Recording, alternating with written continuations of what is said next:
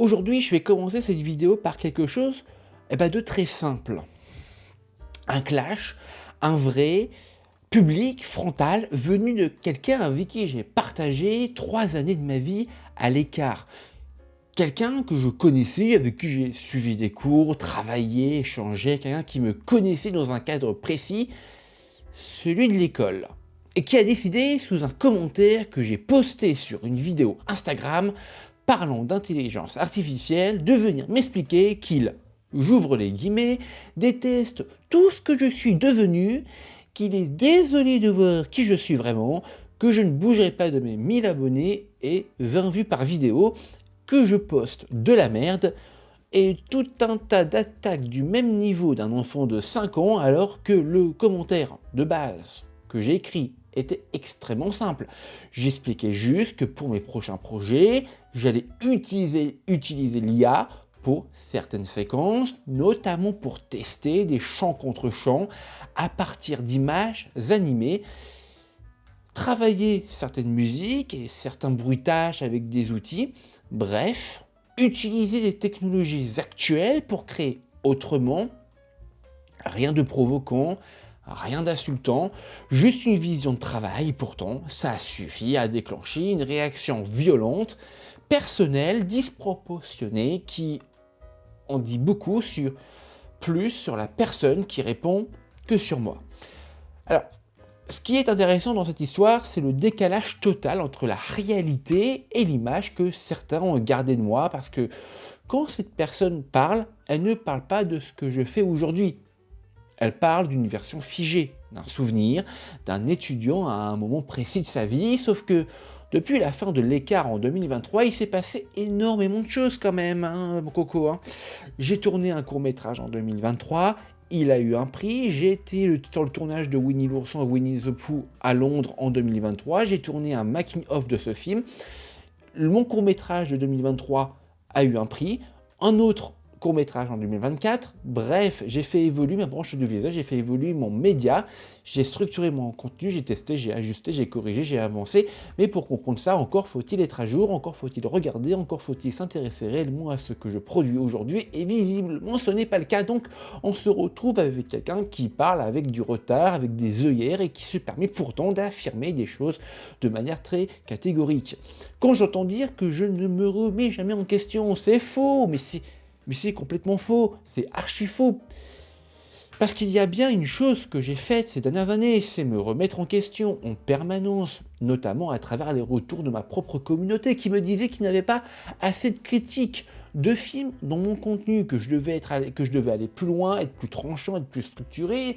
C'est exactement ce que j'ai fait. Mon média a évolué, il s'est professionnalisé, il s'est repositionné au point même de s'installer sur Allociné depuis septembre 2025.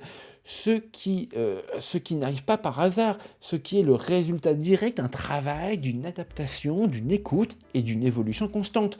Donc venir dire aujourd'hui que je me mets pas en question, c'est simplement ignorer tout ce processus. Quand j'entends parler de 1000 abonnés et de 20 vues, là encore c'est factuellement faux, totalement faux. Mon média, notamment sur YouTube, n'a jamais autant performé depuis 2023.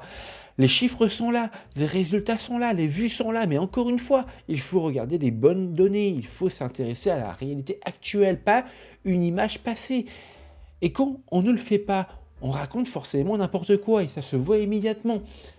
Ce qui est encore plus révélateur avec cette phrase, ça fait plusieurs fois qu'on te voit poster de la merde. Parce que là, on atteint un niveau de flou complètement en fait. De total, de généralisation, sans aucun exemple concret, sans aucune précision, sans aucun argument, et j'aimerais très sincèrement savoir de quoi on parle. Est-ce qu'on parle de mes vidéos YouTube concernant les Geek Morning ou mes formats d'actualité? Est-ce qu'on parle de mes publications sur Instagram, sur Scream, sur Vendredi 13, sur les Césars, sur le Pooniverse, sur l'actualité cinéma? Est-ce qu'on parle de TikTok, de X, de Street? De quoi exactement? Parce que dire de la merde sans être capable de désigner précisément ce qui pose problème, ce n'est pas une critique, ce n'est pas une analyse. C'est juste une attaque gratuite et dans la même logique, ce fameux « on » utilisé pour donner du poids aux propos pose question, parce qu'au final, ce « on », bah, il reste plutôt flou, indéfini, probablement exagéré, et sert surtout à transformer un avis personnel en pseudo-consensus pour avoir un faux billet de confirmation. Alors, ce qui me fait doucement rire, les amis, c'est l'hypocrisie derrière tout ça. Parce que pendant 3 ans, à l'écart, j'ai entendu des discours très propres, très académiques, très bien intentionnés sur le respect des projets, sur la diversité des visions, sur le fait qu'il n'existe pas une seule manière de faire du cinéma. Et dans la réalité, j'ai vécu 3 années où on m'a constamment dit tout et son contraire, où chaque choix pouvait être critiqué dans un sens comme dans l'autre, où il fallait à la fois être original, mais pas trop, formaté, mais pas trop, différent, mais pas trop. Et aujourd'hui, les mêmes personnes qui tenaient ces discours viennent me juger ma manière de faire, comme si elle n'était pas légitime, comme si elle sortait de nulle part, comme si je n'avais pas assumé une direction depuis longtemps, alors qu'en fait, la vérité, les amis, est beaucoup plus simple. Je n'ai pas changé. Je suis exactement le même. J'ai simplement continué à avancer.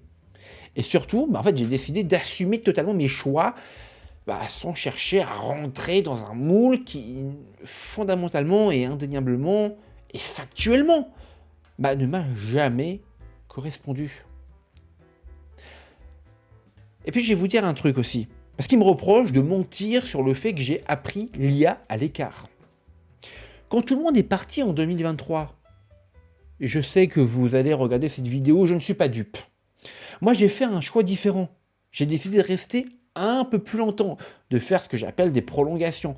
Non pas pour répéter ce que je savais déjà faire, mais pour explorer de nouveaux outils, notamment l'intelligence artificielle à travers des masterclass, des rencontres, des débats, pour comprendre ce que ça pouvait m'apporter, pour tester concrètement, pour intégrer ces technologies dans mon processus créatif. Alors pas pour remplacer ma vision, pas pour remplacer la création humaine, mais pour l'étendre, pour ouvrir à d'autres possibilités, pour expérimenter. Et aujourd'hui, oui, aujourd'hui, j'assume totalement cette direction, je l'assume totalement. J'assume d'utiliser l'IA dans mes projets. J'assume qu'elle fasse partie de mes courts-métrages. J'assume qu'elle fasse partie de mes futurs projets. Parce que je fais du cinéma avec les outils de mon époque, et refuser ça par principe, c'est de refuser d'évoluer. Aujourd'hui, j'avance. J'ai un média qui continue de se développer. Une branche audiovisuelle qui produit des projets en cours. Et même un long métrage pour le marché de la VOD en préparation. J'ai un livre, on se retrouve en fin d'année pour que je vous en dise plus, en écriture. Et je ne suis pas en train de demander l'autorisation ou la validation de qui que ce soit pour faire ce que je fais maintenant ou à l'avenir. Chacun est libre d'aimer ou de ne pas aimer. Chacun est libre d'adhérer ou non à ma vision. Mais ce que je demande, c'est un minimum d'honnêteté intellectuelle. Des critiques construites, des arguments concrets, parce que sans ça, ce n'est ni un débat, ni un échange. C'est simplement du bruit. Et le bruit, qu'il soit positif ou négatif, ne changera pas une chose essentielle. Je continuerai d'avancer avec mes choix, avec mes outils et ma vision.